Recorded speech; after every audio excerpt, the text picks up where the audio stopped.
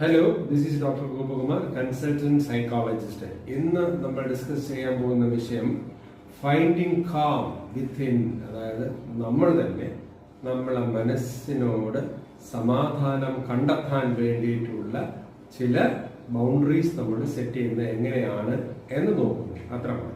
അതായത് നമ്മൾ പല കാരണങ്ങൾ കൊണ്ടും പല സിറ്റുവേഷനിൽ പെട്ടും ലൈഫിന്റെ പല സാഹചര്യത്തിൽ കൂടെ സഞ്ചരിച്ചു പോകുമ്പോൾ തീർച്ചയായിട്ടും നമുക്ക് ഒരു സമാധാന ഇല്ലായ്മ അല്ലെങ്കിൽ ആ സമാധാനത്തിലോട്ട് പോകാൻ ബുദ്ധിമുട്ടുകൾ ചിലപ്പോൾ വരാം.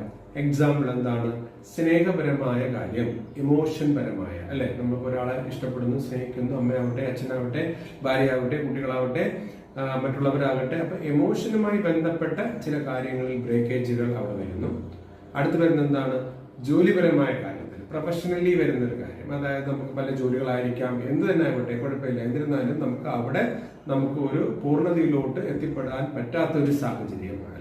ചിലപ്പോൾ നമുക്ക് ഓവർലോഡഡ് ആയിരിക്കും ചിലപ്പോൾ, അല്ലെങ്കിൽ നമുക്ക് ഉദ്ദേശിക്കുന്ന കാര്യത്തിലോട്ട് എത്തിപ്പെടാൻ പറ്റാത്ത പ്രൊഫഷണലി വരുന്ന ഒരു വിഷമങ്ങളും ബുദ്ധിമുട്ടുകളും ടെൻഷനും ഒക്കെ അവിടെ വരാം. അടുത്ത് വരുന്നത് ഫിനാൻസ് പരമായ കാര്യങ്ങൾ. തീർച്ചയായിട്ടും നമ്മളൊരു ഫാമിലി റൺ ചെയ്യുമ്പോഴോ അല്ലെങ്കിൽ അതുമായി ബന്ധപ്പെട്ട് കാര്യങ്ങൾ മുന്നോട്ട് പോകുമ്പോഴോ പൈസ വളരെ ഇമ്പോർട്ടന്റ് ആണ്. അതുമായി ബന്ധപ്പെട്ട് നമുക്ക് ഒത്തിരി ഇഷ്യൂസ് വരാം.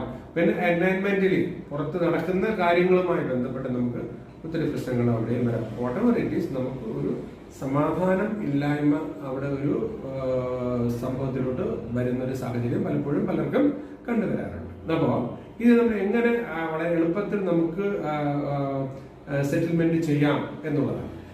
അതിന് ആദ്യം ചില കാര്യങ്ങൾ നമുക്ക് റിവേഴ്സബിൾ ആണ് എന്ന് പറയുന്നത്. റിവേഴ്സബിൾ എന്താണ്?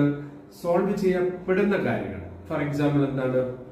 ആരെങ്കിലും നിങ്ങളൊരു കുറ്റം പറഞ്ഞു, അല്ലെങ്കിൽ നമ്മൾ ഒരിക്കൽ ചെയ്ത കാര്യങ്ങൾ ശരിയാകുന്നില്ല, ഒരിക്കൽ മിസ്റ്റേക്ക് സംഭവിച്ചു, ഇതൊക്കെ നമുക്ക് രണ്ടാമത് തിരിച്ച് നമുക്ക് കറക്റ്റ് ചെയ്യാൻ പറ്റുന്ന ഒരു സാഹചര്യം, റിവേഴ്സബിൾ. അതായത് നമുക്കത് കറക്റ്റ് ചെയ്യാം. സെക്കൻഡ് ടൈം അറ്റൻഡ് ചെയ്യുമ്പോഴോ അതിനെക്കുറിച്ച് ഒരുപാട് ആലോചനകളുടെ പുറകെ പോകാതിരുന്നാലും വളരെ ഇമ്പോർട്ടന്റ്. നമ്മൾ ആലോചന വരട്ടെ, നമ്മൾ അതിന്റെ പുറകെ പോകരുത്.